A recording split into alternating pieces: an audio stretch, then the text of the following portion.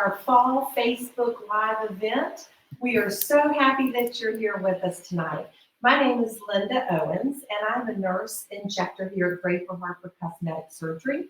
I've been injecting facial aesthetics for more than 20 years. And when I'm not here at work, keeping people's faces fresh and youthful looking, I'm training other people on how to do the same. I'm a national trainer for Allergan Medical Institute, the company that makes Botox and Juvederm. I'll be the host for the first portion of our event, and then Dr. Draper and Dr. Harper will be joining us in just a few minutes. And I would like to introduce y'all to our very special guest, personal friend of mine for many years, and a patient of ours, Charlotte's iconic TV personality, and now an author, Barbara Mckay. Thank you for being here. Oh, it is such a pleasure. I love everybody here, and of course, I love you and have loved you for a lot of years. And this is fun. Hi, friends. I've not done a Facebook Live before, so thanks to Debbie and all of you, I'm here. Well, we're going to have fun. Y'all stay tuned. We do have a few giveaways, and I'll tell you about that in just a little bit. And we're just going to chat. And I want you all to feel comfortable with just sending some questions to us, questions that you may have to us on our Facebook feed, and we will be happy to answer any of those that you've got for us. So Barbara, tell us what brought you into our practice, please. I had an accident several years ago, and my face was lacerated, my jaw was broken in 3 places, and I needed a lot of correction after I healed from that. I knew Dr. Draper, I knew how kind he was, how much he was respected. I wanted someone that would listen to me and that would have expertise given back to me from him. But I also wanted someone who was extraordinarily gifted and skilled and experienced. He checked every box. Yeah, he does. I came to visit, and I have loved what he did. I first asked him to see what he could do to correct the things that went wrong. And then I said, while you're at it, what else do you think you might do for me? And he had such wonderful suggestions, things that I had not thought about, because plastic surgery, so many new things have happened. And he mentioned some things that he thought I should do, and I was all for that. And then he mentioned some things that I said, well, I'm not sure I can do that at this time. And there was a really funny story that I love to share about him. He told me what needed to be done. I was so excited about what he wanted to do in addition to correcting some things. And I had decided that maybe I wouldn't do everything right now. The morning of the surgery, you make us take some Valium. I had never, just to, feel a little more comfortable with what's about to happen, because you are a little bit nervous. It's your face. And I took my Valium, and I came over here, and I was on the table getting ready to go in. And I said, oh, Dr. Draper, let's just go ahead and do all of that. Loosened up a little bit, didn't you? Yes. And he, with so much wisdom, he said, Barbara, that is your Valium talking, and let's just do what we decided to do early on. We can get back to that.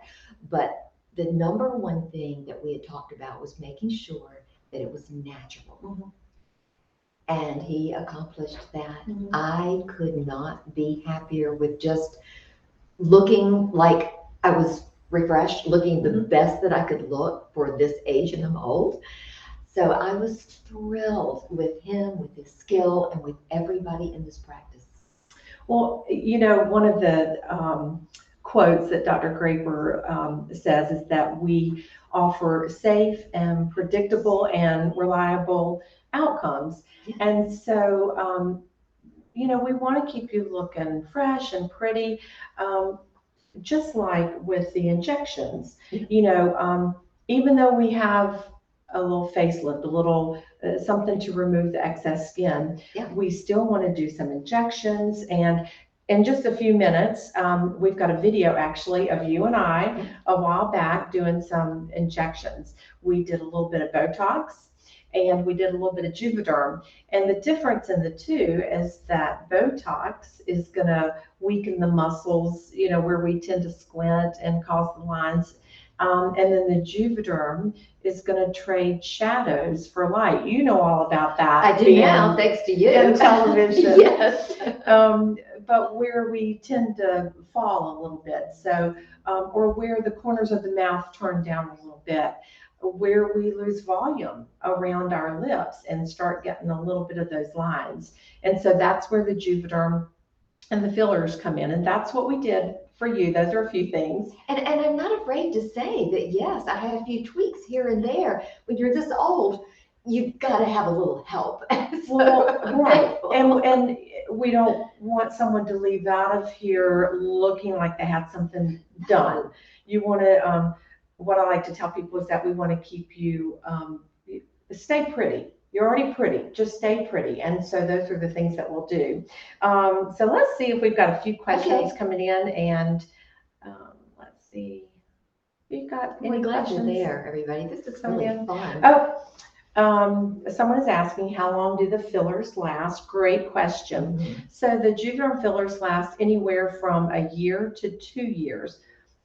That does not mean that you're going to go a whole 2 years without coming in.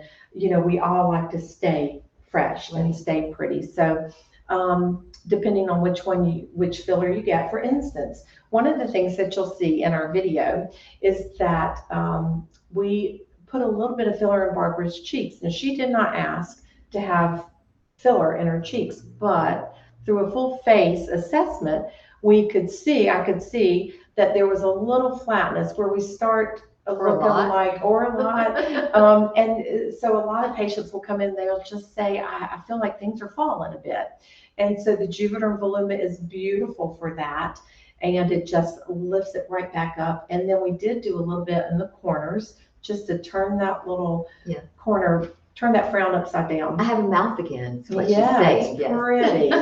And you have that. I think a lot of people, and you were one of these, you shared with me that you were a little nervous about injections. So tell me what you were nervous about, because I think a lot of people are a little hesitant. We have all seen some really bad work sometimes when we have looked at magazines and you see people that, wow, she's really had work done. I did not want anybody to look at me and say, wow, she's really had work done. I didn't want that. I wanted to be completely natural. And you accomplished that. You also educated me, Linda, because the things that you were talking about, I had no idea. It's so important to have someone that you trust and someone that you can say, well, just tell me what you think I need, because I had no idea. And then when they tell you that, you need to be able to trust that they are telling you the truth. And as you mentioned, I think you did, but you train other people how to do this. Mm-hmm. So it's important that you have the best that you can find. If you train them, I'm sure they're good, but there's no one quite like you.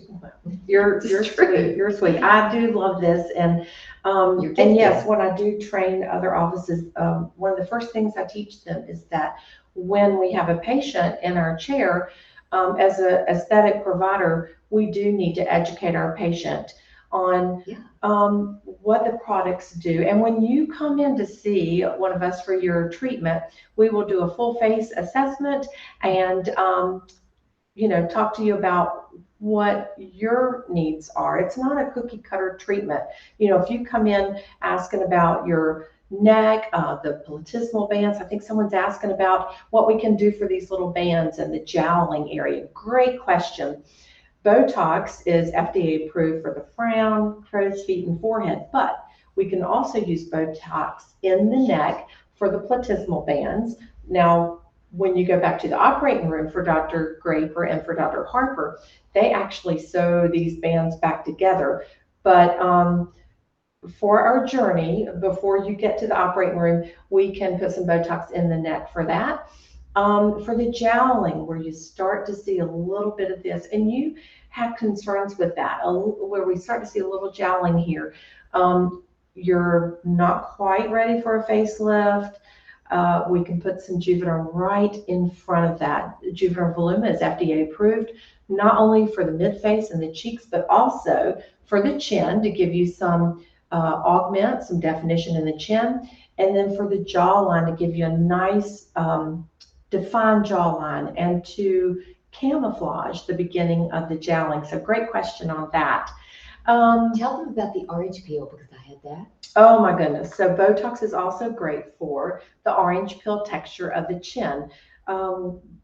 Yes, I Botox did, yeah. weakens your muscle. So some of us, I do the same thing, tend to hold that chin muscle, that mentalis, a little bit tight.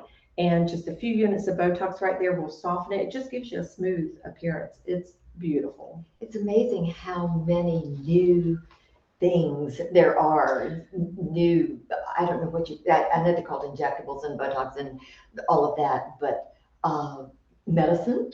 What do you call it? Well, there's new techniques too. You know, for Okay. years back in the day, we just injected nasolabial folds. And to be honest, we still do that, but not as much because now as injectors, we've realized that the culprit, the reason we see the folds many times is because the fat pads have fallen and cast the shadows. So we want to treat the problem. We want to refill that area. And so you're right, there are new products. Products, that's my word. Botox, Juvederm, there's new techniques too. And that's what we try to do. We stay abreast of all the latest and the new techniques, and we know anatomy. We are safe injectors, and that is first and foremost, you know, to give you a full face assessment and determine what's right for each individual patient, and then to know the anatomy and deliver safe injections. Like Dr. Graper says, safe, reliable, and predictable, whether it's in the operating room or getting injections. So we want it to be safe and pretty. Somebody was asking the cost on different procedures, and because their husband is Asking that her too. husband doesn't want me to get this done. I will tell you, I hear this in my chair a lot. Many patients, their spouses are a little nervous for them getting injections.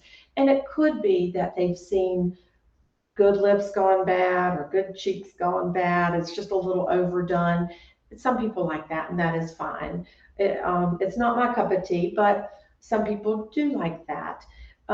Most of our patients just want to look fresh and natural, but a lot of it has to do too with just the maintenance and the cost of it. We're going to talk about all that when you come in for a consultation, but it's no different from oil changes, tire rotations, going to the dentist, hair having your hair cut. It's maintenance. It's maintenance. It is. So we take care of ourselves. Yes, and again, I am so thankful that these things are available now, and there's nothing wrong with wanting to look our best. We do all of those other things we mentioned with our hair and with our teeth, and it's not that we want to look different. It's not that I wanted to look 20 years younger. I just wanted to look the best that I could look at this age.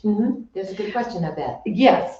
Jolyn is asking, is it necessary to have treatments for skin laxity such as Morpheus 8, Profound, IPL versus fillers? I'm scared of the lasers. Do most people do one or the other? We have 4 amazing estheticians here, and they do provide the lasers, the Morpheus 8, and those are procedures that are great for tone and texture of the skin and for laxity. I would encourage you to come see one of those gals. Laser, Morpheus, all of those treatments, they will sit down with you and determine what's best for that. Let's be realistic. It is going to help with some of the laxity. I am hoping to get the Morpheus on myself soon. I really want to do that for a little bit of this laxity, but I'll be honest with y'all, I don't even think Dr. Graper knows this yet, but I'm going to be on his schedule coming up to have exactly what you had done, just a little neck lift. And so the Morpheus is going to be great. And it is important to do that for the laxity, but it does not remove excess skin. So all of these things, all of these ancillary procedures complement each other.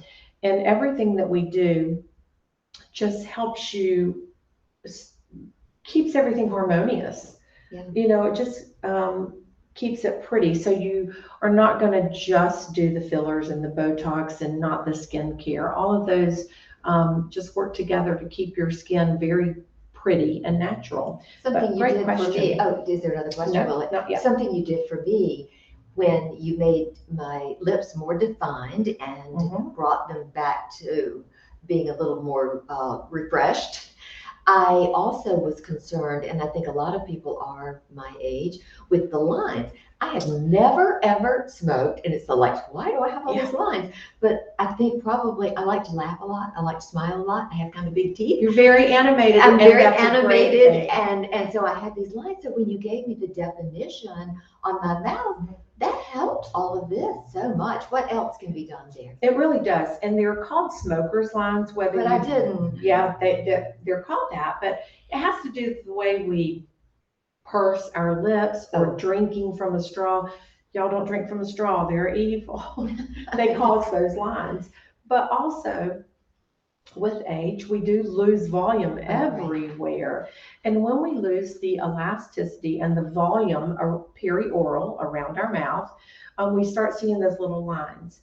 And so big lines, and many people, they come in, they're very scared to have their lips injected. And again, it's not designed to give you full and overdone lips. We can do that if you want. Some people do, and that's fine.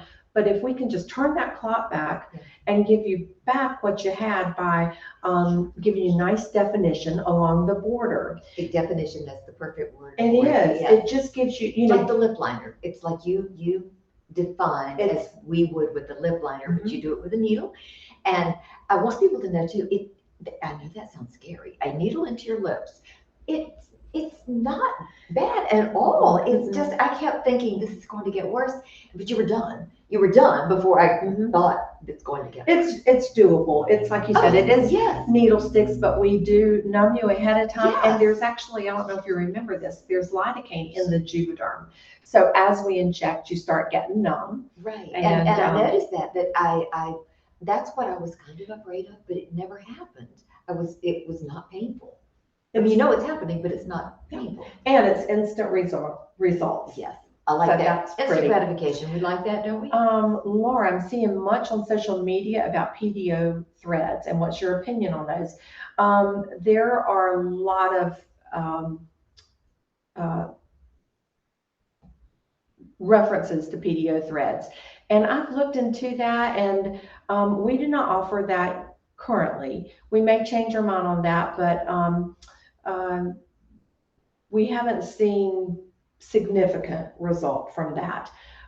We feel like with our Juvederm, we're getting lots of lift, and if you need more than that, typically you're going to need one of our doctors. These people are knowledgeable, aren't they? You're asking such good questions that I didn't know enough to ask. Yeah. So thank you for that. Yeah. Keep it up. What else?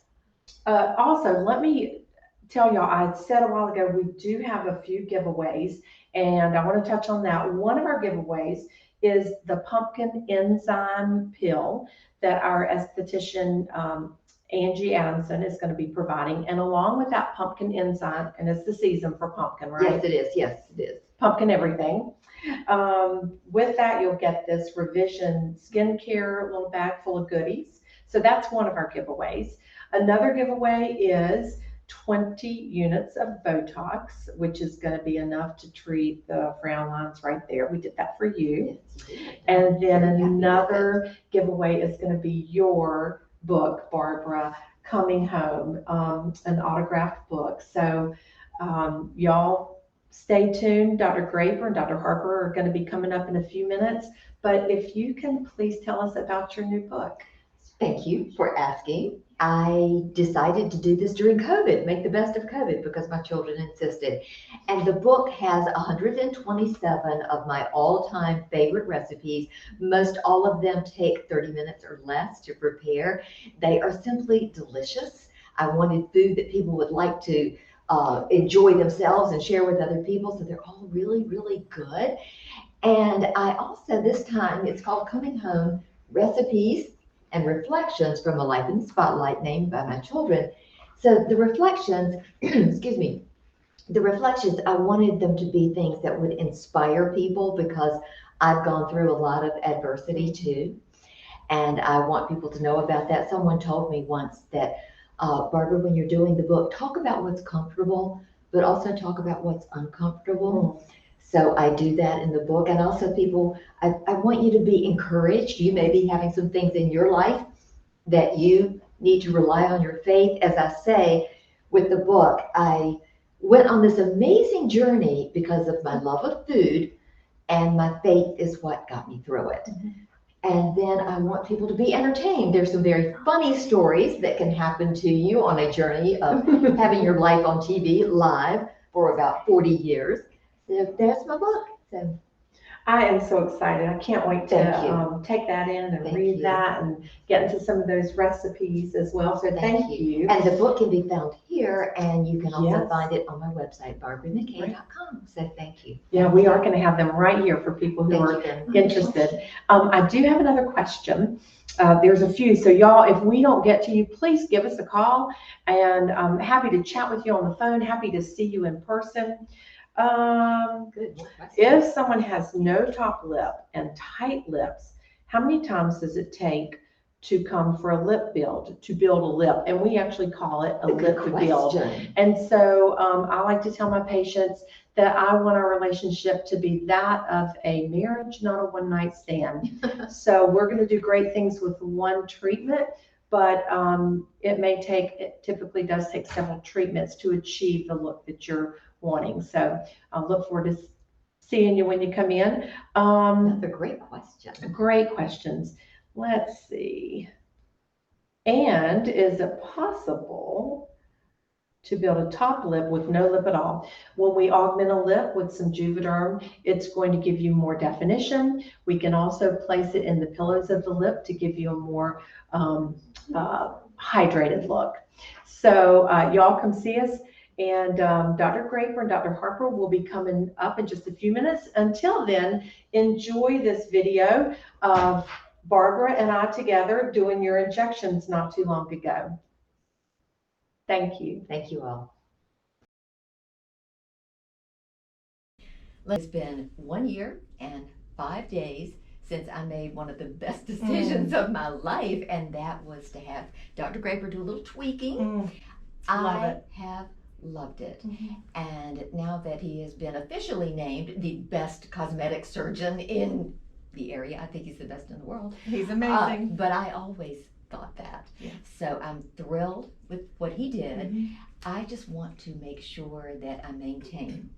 And for me, it's important to look very natural. And I just want to look the best that I can look for my age. I'm not trying to look younger. People know how old I am. I just want to look the best that I can for my age. And I also know that you are the best when it comes to maintaining with, are they called injectables? Injectables, fillers, Botox, and fillers. Okay. And so and I love your thoughts and your ideas. Most of us want to just maintain our natural beauty. You know, we want to stay pretty. And there are things that we can do that will just not look funny or not look done or not look distracting. The things that we can do are just going to keep you beautiful. And so, and I do love the outcome from Dr. Graper's procedure. It's pretty, and you've just looked amazing for years and decades. So let's just keep that up. Well, I'm here with you because, as I said, you're the best. Am I right that you teach others how to do this? I do. I'm a national trainer for Allergan. So the company that makes Botox and Juvederm invited me to be one of their trainers about 6 years ago. So not only do I get to do what I love, injecting every day, but when I'm not here, I get to go out to other offices and train other providers how to inject Botox and Juvederm. So I'm even more confident about you now. It's a pretty amazing job. So I love it. You're amazing at doing this, or they would not be having you do that. Well, so I love it. Tell me what you suggested, and I want your suggestions. I want to tell you what I should do. You can see things that I have no idea how to fix. let's look in the mirror with me. Okay. And is there anything particular that just jumps out that you really want to kind of tweak a bit? Anything that bothers you? Okay, all around my mouth. Mhm. And I think every woman at a certain age, Yeah. that becomes a big worry. I love to smile. I love to laugh. Mhm. I never smoked, but somehow I have these lines, and I think it might be from laughing. Yeah, which well- I want to continue to do. Absolutely. But you can make it look better. They're called smoker's lines. Whether we've ever had a cigarette or not, they're called smoker's lines. It's unfortunate. It is. It's rude that happens, but we have a solution for it. Okay. All of us lose volume. We lose volume and collagen and elasticity of our skin. And when that happens, we start to see a few little lines, perioral lines. Those are the little lines around the lips. And so what I think would be really pretty would be just to put a little Juvederm right along the vermilion border. The vermilion border is almost like a little tunnel, and it's the area that you put lip liner. And so if we accentuate that, it's not going to look overdone or big. You've never had big lips, so we Right. don't want to give you that. Right. But I would like to give you back what you had a handful of years ago. I can tell you what to expect, or try to tell you what to expect, but until you've done it, you're not quite sure. But most people have the same. I trusted you, and that's I important. appreciate I it. trusted It you, is so I was not fearful, and I was going to be very brave. I didn't have to be brave. You did a good job. It's Sweet. pretty. I'm almost finished with the lip. Okay. I do need a little bit more definition. I'd love to give you just a pretty little pout on the lower lip. I think that's going to be just the icing on the cake. That's really gorgeous. I want you to peek in your mirror and see what you think about that. Oh, I think I love this. I I think love it. I will just keep coming to you as often as I can. Wow. How long will this last? It's FDA approved. This Voluma is FDA approved to last for 2 years. The Velour is FDA approved to last for 18 months. The Botox is FDA approved to last for 3 to 4 months. Now, that does not mean that at 2 years and 18 months it goes away. Most people at about a year are ready to freshen up things. Either you've got a family engagement or Christmas parties, and you want to just add a little bit. Remember, I want our relationship to be that of a marriage, not a one-night stand. You got it. So every few months when you come in for your Botox, we'll have this discussion again and come up with a plan for the next time. When our patients entrust us to their faces, just like you said, that's huge to us. That means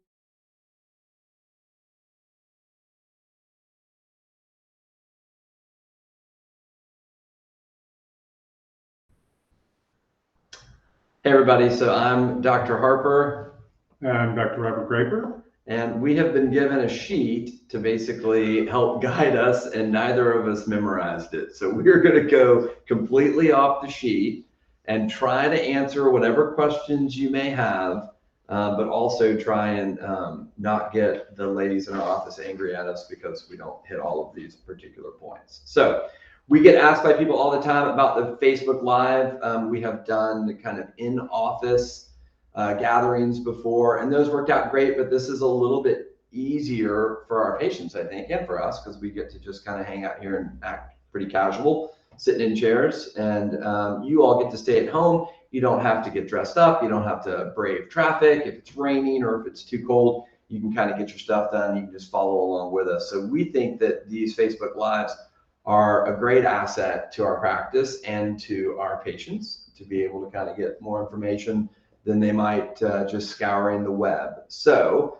don't forget to type in your questions to Dr. Graper and I, or we're just going to talk about whatever kind of comes off the top of our head and try to educate the people that are watching. So the first kind of talking point is about credentialing. So I'm going to let Dr. Graper talk to you a little bit about why it's important to go to a board certified plastic surgeon and what that means, like kind of how that training differentiates us from somebody who's a cosmetic surgeon or somebody that took like a weekend course or something like that. Yeah, so Dr. Harper and I both did 5 years of general surgery and then 2 years of plastic surgery. And Dr. Harper, I think, did some additional fellowship training in breast. And then you have to pass certain tests to say you were board certified in general surgery, you're board certified in plastic surgery. That means you passed written and oral examinations to demonstrate knowledge and skill. And, you're not going to get on an airplane with some guy who walks up and says, yeah, I'm a pilot, but, I've never really flown one of these before. So it's a lot like that, and that these organizations certify that you know what you're doing and you are competent. So, we are board certified plastic surgeons. We're board certified in plastic surgery. You'll see some physicians in town who practice plastic surgery, practice cosmetic surgery, but they're board certified in something else. Right. ENT, dermatology, gynecology, Right. whatever. So they say, yeah, I'm a board certified plastic surgeon practicing, or I'm a board certified surgeon or physician doing cosmetic surgery. It's not the same. You have to be very specific and ask, and you shouldn't be embarrassed to ask. Dr. Harper and I are proud of our credentials. We're happy for you to ask us. Right. We'd like to brag a little bit. Right. So as you're researching cosmetic surgery, trying to find out what you need, if anything, and who to do it with, those are good questions to ask. Yeah, and I think not only credentialing your plastic surgeon, but also credentialing your injector. I mean, we have a practice here where we have 3 nurse injectors. You met Linda earlier. Kristen and Terry are our other 2 nurse injectors who just do such a fantastic job and have done every single course you can imagine. I mean, Linda's actually, she's an instructor, so she goes around the country and teaches physicians how to do this. So, credentialing your nurse injectors, credentialing your esthetician. There's a lot of people out there. There's even injectors who have medical directors and supervisors that have no background in plastic surgery whatsoever. And we see some of those complications, and these physicians have no idea how to take care of it. And so, yes, it's a ton of training. It's a lot that we have to do. And, I'll be honest with people, just because you finish a plastic surgery residency doesn't mean you're a good surgeon or that you're going to get beautiful results. Can't guarantee that. There are some people who are just more gifted than others, but book smart. And you got to be book smart to be a plastic surgeon, because it's very competitive, and so a lot of people in medical school want to do it. So it's one of the more competitive fields, but it's one of those things where credential people with their training, but also credential people with their reputations and their before and afters and their personality and feel, and just making sure that it's a good kind of combination between people. Ask for references. That's exactly right. I mean, I would say we do some social media advertising. We've cut back on other advertising because we have found in our practice, I mean, what percentage do you think is word of mouth for us to 70, sustain? 80%. Yeah, it's got to be. And so, maybe even higher. I don't know many people that are just Googling like good plastic surgeon in Charlotte, and then one of our faces like beams up, and then all of a sudden they're on our schedule the next day. That's just atypical for how this works. So we have a much more kind of natural and organic practice, which I think is awesome. And so we think it's a good idea for you to make sure you know who's operating on you. And a lot of that can also go towards medical tourism. You and I both see some catastrophes from patients that fly to other places and get surgery, and that can be real difficult to take care of. Less expensive is not always a good thing. That's exactly right. Wrong environment. That's exactly right. So the next thing that we're going to talk about, besides credentialing and why it's utmost of importance, is giving you helpful advice in preparing for your consultation. I guess I would say, talk to them about how, like, kind of working on their health and making sure that they're coming in with. You and I see patients all the time that come in and want things done, and are they optimized? Right. Is their weight where it should be? That's probably the most common thing for body contouring or breast surgery, or really faces as well. If you're significantly overweight, your results are not going to be as good. Complications are higher. And the cost is the same whether you're a good candidate or a bad candidate Right. or a less good candidate. Why wouldn't you want to be the best candidate to get the best results? It just makes sense. Right. So, getting your health optimized, getting your weight optimized, your blood pressure is not high, your medicines are set up if you're taking those, and for skincare, getting your skin healthy so that it heals in an optimal fashion. Just optimizing yourself to make yourself the best candidate, because the best candidates get the best results. Yeah, I think that's a great point. I remember when you get out of residency and fellowship, there's typically a trajectory of kind of the cases that you get, right? When you first start out, it's not like your first case is going to be a tough facelift or a rhinoplasty or something like that. So as my practice has evolved and I've started to do more facial surgeries, it's been great to learn from you. And I remember one of the things that you taught me was to get the patient optimized from a skin standpoint prior to facelifts, neck lifts, eyelid surgeries, any of those things. And it's so great because we have a host, 4 full-time estheticians here that we can easily just consult these patients to, and they can get them on a regimen that's going to help them optimize as well. The only other kind of thing that I would add to that is if there is a weight loss journey that you're on, or if you want to lose weight prior to your surgery, to do it in a healthy manner. Split pea soup diets to lose 20 pounds, or going on phentermine, or going on, diuretics and things like that, I do not think is the best way to get your body prepared for the stress that it's going to endure from surgery. So just, be patient with yourself. Give yourself some time to get healthy. It's, I have patients that say, oh, I'm 20 pounds higher than I want to be at my surgery. And then they're trying to schedule surgery for 3 weeks from now. And they're like, oh, I can do it. I can lose 20 pounds in 3 weeks. I'm like, write a book. Or what are you recommending if somebody comes in overweight? What are your options you give them? So the options that I give them, I tell everybody the same thing. There's where you are now with your weight. There's a goal weight, and then there's the likelihood that you're going to reach your goal weight and stay there. And stay there. And I can't do anything. We can't do anything about that besides support you, besides encourage you, besides set you up with somebody who may be able to help you, especially if we think that your weight situation is a confluence of things, whether it's hormonal or whether we need to get you on a better eating habit or get you with a personal trainer. Those things, you can do. But what I typically tell patients is, if there's going to be a big weight change after your surgery date, then you run the risk of having your results less optimal, because that weight loss can cause deflation of your breasts, can cause deflation of your face or your abdomen, where your skin is looking great and is taut, and now it's back to being loose. Absolutely. So that's I want patients to be as close to their realistic goal as possible. It doesn't help to lose 30 pounds and then boomerang right back up after the surgery. Correct. It's not helpful. And it's a huge waste of time. Absolutely.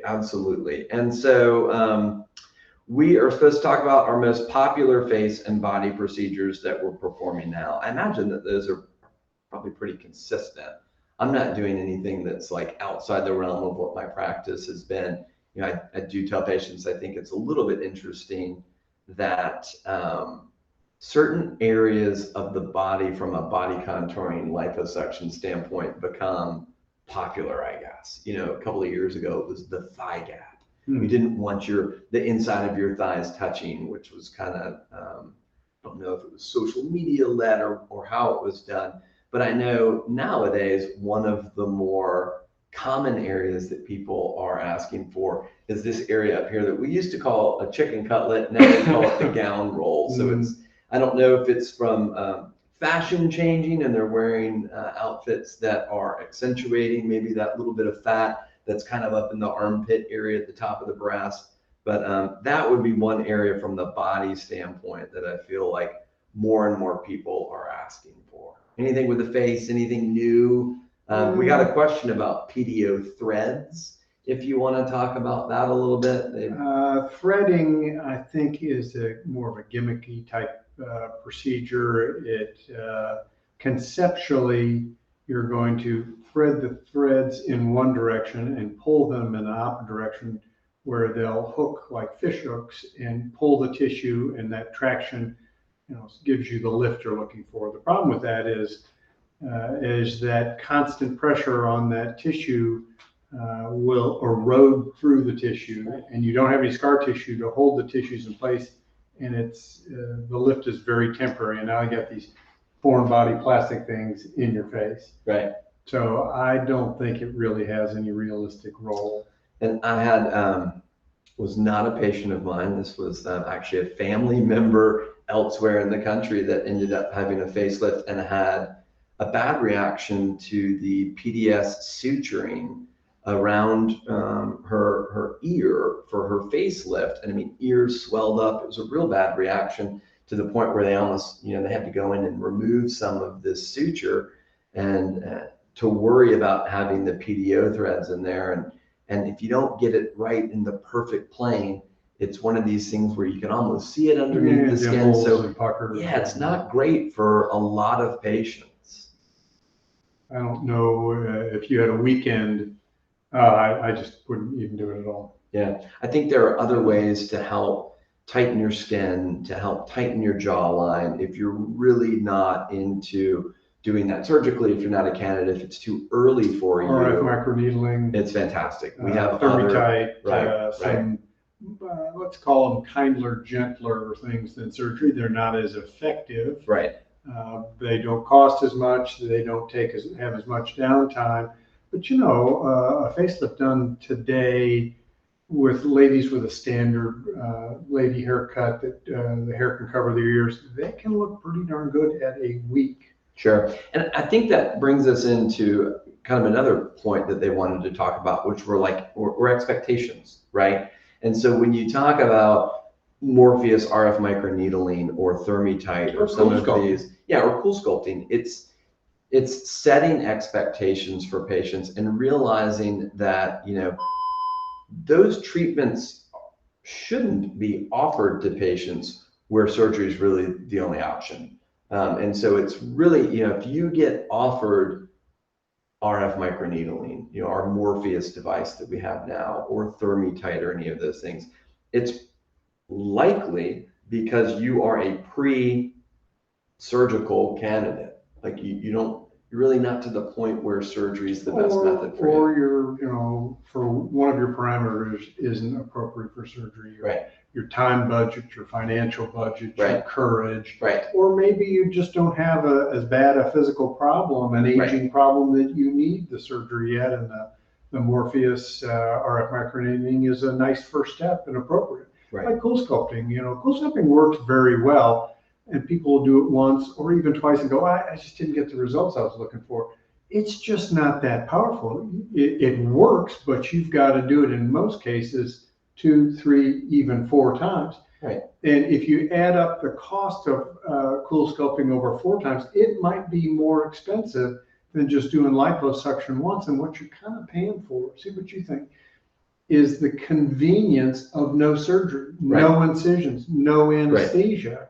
And it's almost like you go to McDonald's and you're just hungry. You can get a Big Mac for $3.50. But if you want a salad that's healthy and it's got the tomatoes, all the healthy ingredients, it's $8. Right. And you're paying for healthy. Right. And with cool sculpting, you're paying for the convenience and no surgery. And doing surgery 4 times is a big deal. Coming in for a 35-minute cool sculpting session, walking out and doing anything you want to, no downtime. Where you're watching your iPad or answering emails or whatever you want to do. It's a convenience thing. It's just a no doubt mindset. Yeah. For the people who do cool sculpting versus surgery. They're both good. They're both effective, but they're different. They definitely are. And so I think it's important to have your expectations with that set prior to surgery. And I think that, for me, I try to get my patients to provide some wish picks. Now some wish picks are, you're never going to look exactly like the person in this picture. Some of these patients are patients that have lost, 200 pounds, 150 pounds. It's absolutely incredible. But what their wish picks tell me is kind of what shape they love, how much projection they want from their breasts, or they can tell me oftentimes some of the best education I get from my patients are on things that they don't like. They tell you, I don't like this look. I don't like when I see belly buttons that look like this after a tummy tuck. And then we can kind of assure them, well, no, we'll make sure that's not how yours is going to look like. And we do it this way, X, Y, or Z. And it really allows the patient to kind of set their expectations. Now, even when all of those things line up and we get great communication from our patients, we feel like we have done the best we can in surgery to provide them with the results that they want, you can still get complications. And we all get complications. I think it's important for patients to know that take care of them. Yeah, and we know how to take care of you, and we want to make sure that we help guide you through that, because stuff can happen. People, once we're done, it's not like the healing's done, the healing's just started. So it's nice to be able to let patients know what their expectations can be and what we're looking out for, and things that they can do to optimize their results. Well, you may say the same thing, if we're talking about rhinoplasty. If you get a simple nose, the revision rate should be pretty small. If you get a simple breast augmentation, revision rate should be pretty small. If you got a really complicated problem, it's no surprise that a revision rate would be higher. Right. And that's fine. Going to the board certified plastic surgeon will minimize the chances of having issues, but we all have issues, and we can tell you what those are going to be and what we're going to do about them ahead of time. But fortunately, it doesn't happen very often, and that's the wonderful part. So there's a question that says, what makes a good candidate for a blepharoplasty? And you've probably done thousands more than I have. So what in your eyes, pun intended, who's a good candidate for a blepharoplasty? What are you looking for in the patient to say where surgical intervention instead of the night creams and some of those that work great? I use them now, but mine are trying to prevent or kick the can down the road for when I'll need my eyelid surgery. Well, so eyelid surgeries is you make a diagnosis, just like you do. You look at a breast and is this breast fully inflated? Is it droopy? Are there shape problems? So on eyelids, is there extra upper eyelid skin? Where's that skin coming from? Is it coming from just the eyelid itself? Is it coming from droopy brows? Or many times it's both. So you make a diagnosis, and then you can determine, okay, for you need just a brow lift. Your eyes will look good and your brows will look better, more feminine, more youthful. Something you want to avoid with males is getting them up too high. Sure. And so we don't do that many male brow lifts. And then on lower lids, is there a skin problem? Is there a fat problem? Is there a muscle problem?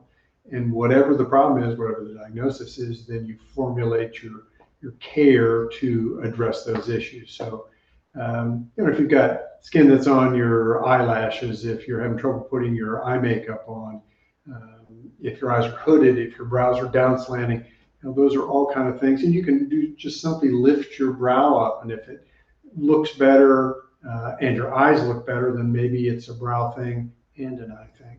So, you can let us take a look at it and we can determine it pretty quickly.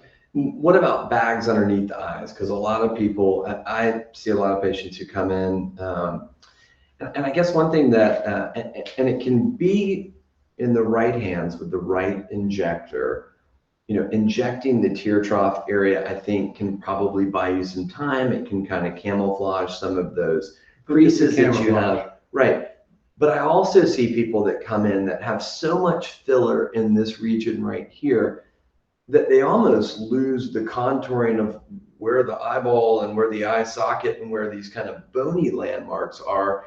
And it looks like they've just been stung by a bee sometimes, So it's really one of these things where I don't think just, adding more filler is the option for that. I tell patients, when I look at them for lower blephs, I say, we've got 3 fat bags in our eyelids, in our lower eyelids. And so it's not as if a lot of patients are growing more fat. So they see these bags and they're like, oh my gosh, I guess my eyelids are getting fatter as I get old. We've got CT and MR imaging that's proven to us that we lose fat in our face, unless you're gaining weight every year. And so I've always kind of told them, instead of this abundance of fat or fat growth in your eyelid, it's really that the bag that holds the fat is becoming looser and looser. And so I like a combination of removing a little bit of that fat, but also tightening that bag to try and get that bulbous kind of shape to the lower eyelid, so that it's a little bit tighter and a little bit flatter for them. The analogy I like is, for the ladies, they have babies, and then they come in and their tummies are frequently, they were like this when they were 18, and now they're kind of like that. Sure. And it's because that muscle wall Right. and holding back is not holding back the internal organs like it used to be. Right. Well, I think it's the same thing in the eyes, where it's not that you got more fat, it's that wall or bag that contains that fat is now rounded, and it's rounded in the shape of the orbit, which is rounded, and that's why those are circles. Yeah. You do so many tummy tucks and you tighten up that muscle in the abdomen, but you can't really tighten up the wall. Right. It's just too flimsy. So you and I tighten up the skin, we tighten up the muscle to reinforce the wall, but that orbital septum is just too flimsy, so we take the fat out. Right. And so that combination of taking the fat out and trying to shore up the accessory things like the muscle and the skin is pretty darn effective now. Absolutely. Upper eyelids are very simple, but lower lids just do take longer to heal and look good. They're fragile, they heal great, but they're fragile. They do, and I have patients that come ask if we do eyelids with the patient awake. How do you feel about that? Well, I'd say this, you won't do mine awake. So if that tells you something. That's a good reference point. I typically tell patients. And you're probably going to do mine. Right. So you'll be asleep. Good. Well, we won't talk about you while you're asleep, I promise. But it's nice because, what I tell patients is we want you as comfortable as possible. And when people say, oh, it'd be nice to take like a Valium, but some people respond differently to Valiums. I mean, what I don't want is for a patient to be kind of out of it and not be able to follow my instructions. You got to be comfortable and cooperative. Right. What I've done a couple of times with local, and people are squeezing their eyes because they're scared, and it might hurt a little bit because you can't get full anesthesia. When there's bright lights. And you can't get the normal anatomy used to make your decisions about how much to take out. And afterwards, they don't look the same. They don't look as good. So I wouldn't even consider. Right. And I tell patients not only for their own comfort, but the time of surgery, when you have to add more local and give it time, and then that kind of muddies the plane a little bit. It sure is nice to go through these planes when they're really nice and as natural as possible, and the patient is asleep. They don't need a tube all the way down their throat into their windpipe. They just need one that sits in the back of their mouth that provides them with some oxygen. You'll never know. It's a quick operation, and how they go to sleep that's not as important as that they wake up and it's a healthy, safe procedure. Absolutely. So one question is, can you go over the difference between over the muscle and under the muscle implants? Is it true under the muscle is the way to go? Well, let me say this about that. You have instructed me in the last 6 months. I've done implants my entire career under the muscle, and your experience with reconstruction gave me the courage to start doing some on top, and I've been thrilled with it. So take it. So yes. So part of kind of how the thought process has been with plane of dissection for breast augmentations has been, what are we using? What are the devices? What are the devices made out of? What's the complication rate with the different devices? So, there was a generation of kind of early implantations that were above the muscle with gel devices that seemingly did very well. And when they were taken off of the market to be researched, more, we went to these saline devices, and the saline devices are entirely different than the gel in that there's a water hammering effect from the water inside the bag. Every step you take, that water through inertia is going to have some effect on the surrounding tissues. Gel doesn't do that. Gel stays right where it is, especially now. Yeah. the gel stays right where it is. Better So, implant. right, way better implants. And so the saline devices above the muscle did terribly. The body really responded to them. They had a crazy high encapsulation rate, which is where you got this excess scar tissue because the body was like, whoa, this thing's like hammering on me all the time. I'm going to create more scar tissue. So all those were placed underneath the muscle and they did better. And then when gels came back on the market, that generation of plastic surgeons had been so used to doing that plane under the muscle that that's where they placed the gel devices. And so as we've gotten to an even better generation device, this gummy bear implant, I know I hate to say that, but that's what it is. It's a cohesive gel that no longer oozes out. It's not like molasses or honey. It's like it doesn't ripple. And so it's still soft. Right. And it maintains that through a lot of research, a lot of research and development. And so now these devices look really, really beautiful above the muscle. So I would argue that the trend in plastic surgery is that I feel more and more physicians are starting to feel more comfortable and choosing the above muscle plane as their preferred approach. It's an easier recovery for the patient. And the implant is able to have an effect on the breast tissue with time. We've seen a whole lot of implants that get, placed when the patient's young and it stays right where it is underneath the muscle because the muscle's holding it there. And then if the breast descends a little bit, an inch or a half an inch or 2 inches, that implant stays where it is and that breast kind of waterfalls off the top of it. And so this allows kind of a more organic relationship between the implant and the breast tissue.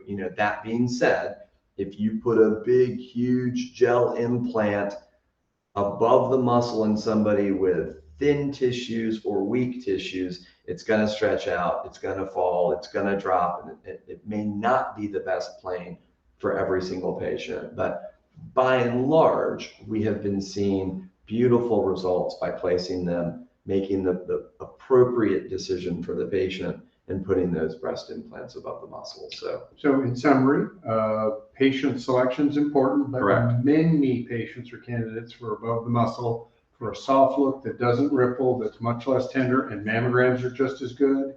And the capsular contracture rate, that stiffness or hardness rate is just as good with the new implants if you place them on top of the muscle versus the old standard of underneath the muscle. Correct, especially if you're going and doing the other things that we do here, which is the no-touch technique using a funnel, nipple shields, all the different preps that we can use, the betadine solution that's really reduced those. I always tell patients the number one way to limit and reduce their risk of having complications is to just do what fits their body and to not do anything that's going to stress or put them under any undue strain. I mean, tiny petite people that come in that have a narrow chest that want 600 cc implants. We are not your plastic surgeon because it's just going to be a road of complications and problems. And we don't want that for you. All we can do is educate you, but we certainly don't feel like we want to. Well, we're not the breast police. We're not. But for most people, staying in reasonable moderation is a more natural look and a more durable result for the long term. Correct. All right, and then another question is, what is a good age for a neck lift? Is 50 years old too young, and how long does a neck lift last? That's a loaded question.